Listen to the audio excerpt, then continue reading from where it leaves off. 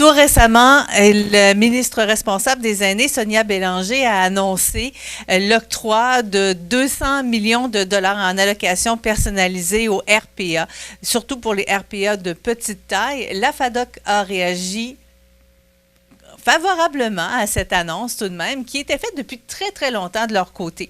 Pour nous donner plus de détails aujourd'hui, j'ai avec moi Guy Bonneau, qui est président de la FADOC pour les régions de Québec et de Chaudière-Appalaches. Bonjour, Monsieur Bonneau. Bonjour, Mme Lamont. Tout d'abord, peut-être nous raconter l'histoire de ces demandes-là. Ça fait un bon bout de temps là, que vous faites, que vous travaillez, que vous militez pour que ça arrive, ce genre de demande-là. En fait, il faut rappeler un petit peu la structure de la FADOC. Moi, je représente la région Québec et évidemment Chaudière-Appalaches. C'est un milieu de vie qui touche beaucoup les régions et on est chapeauté par une organisation provinciale qu'on appelle le réseau FADOC. Et les réactions habituellement émanent du réseau. Alors, nous recevons l'information du réseau. Alors, on l'a reçu hier via un communiqué. C'est un travail de longue haleine. Les dossiers, il y en a de multiples et celui-là, ben, c'en est un qui nous tient véritablement à cœur puisque, je veux dire, Appalaches et hormis la ville de Lévis, c'est des régions et la même chose au niveau de Québec, Québec. La ville de Québec fait partie de mon territoire, mais il y a Charlevoix, il y a l'île d'Orléans, il y a beaucoup de régions, de municipalités, je devrais dire, qui touchent un peu la FADOC et en même temps, ben, touchent les RPA de petite catégorie. Donc, Sont, les 30, l'âge de 30 bénéficiaires et moins, là. Alors, ça fait partie de notre milieu. Ce qu'on a remarqué dans les dernières années, malheureusement, c'est la fermeture de certaines RPA, surtout de petite taille, parce qu'on avait de la difficulté, là. Ben évidemment, avec n'oublions pas que le coût de la vie augmente. Il y a eu des demandes spécifiques de la part des ministères, par exemple l'installation là non pas des bandes d'incendie, Des mais des gicleurs. gicleurs en tant que tel. Alors ça augmente les coûts administratifs pour les petites RPA. Il y a évidemment la main-d'œuvre, les coûts de main-d'œuvre n'arrêtent pas de grimper. Alors, c'est aussi un facteur là qui touche l'administration. Alors, depuis très longtemps, le gouvernement travaille possiblement le dossier et la FADOC fait les représentations d'usage là pour obtenir un allègement, si on veut, financier. Alors, le 200 millions qui est réparti sur les 5 prochaines années va sûrement aider à la fois les administrations de ces petites RPA-là, de même que les bénéficiaires de ces petites RPA-là.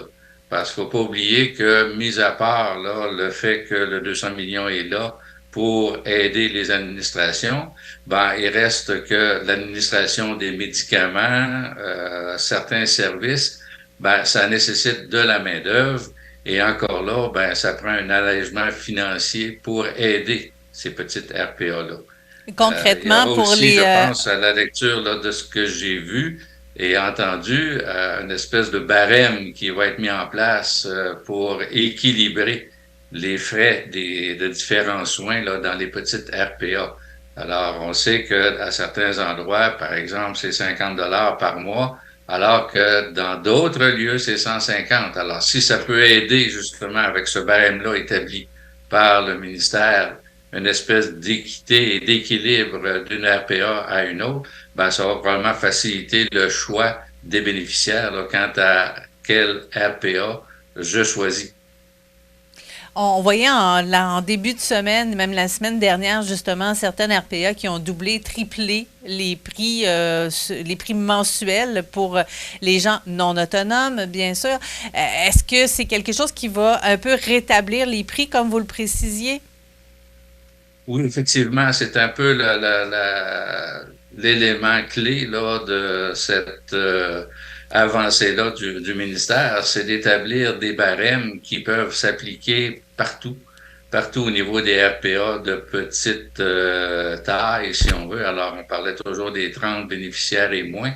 Alors, d'avoir à travers mon secteur ou ma région, Québec et Chaudière-Appalaches, des barèmes équivalents d'un RPA à un autre, c'est souhaitable et souhaité.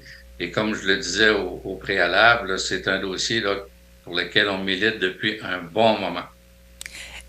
Vous militez depuis un bon moment pour ce dossier-là, mais je suis persuadée qu'il y a d'autres dossiers qui touchent les RPA aussi, sur lesquels vous militez, pour lesquels vous militez. Pouvez-vous nous donner plus de détails sur les autres aspects là, qui ne sont pas encore touchés là, avec les subventions du gouvernement? C'est sûr que je suis un peu moins au fait de ces dossiers-là, puisque comme je le disais en entrée de jeu, la majorité des revendications sont produites par le réseau. Mhm. Alors, c'est bien sûr que ce qui me vient à l'esprit, il y a la politique qui touche les proches aidants. Ça, c'est un élément sur lequel nous travaillons.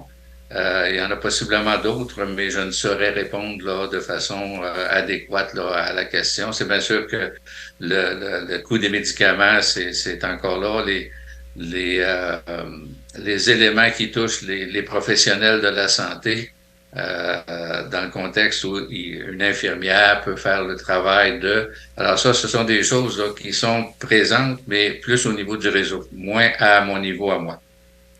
On dit dans le communiqué qui est paru justement sur Réseau FADOC que le réseau souligne la nécessité que soit assurée une saine diversité en matière d'offres de logement pour les personnes aînées. Il faut notamment encourager le développement de milieux de vie collectifs alternatifs tels que les coopératives d'habitation ou les RPA à but non lucratif.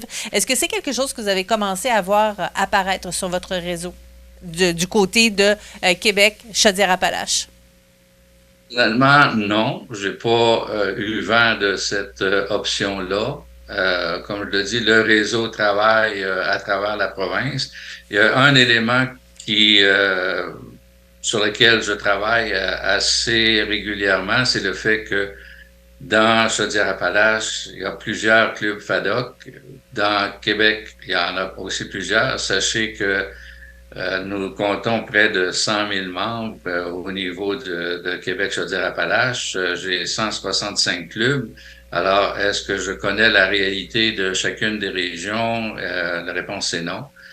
C'est sûr que mes représentants, parce que j'en ai 14, sont là pour m'aiguiller, si on veut, sur ce qui se passe dans chacune des régions. Mais encore là, c'est pas évident là, d'obtenir l'information un peu partout, étant donné que il y a des municipalités un peu éloignées une de l'autre, et c'est pas tous les jours là qu'on rencontre ces gens-là. On va d'ailleurs entreprendre au mois de mars une tournée des régions de Québec et Chaudière-Appalaches.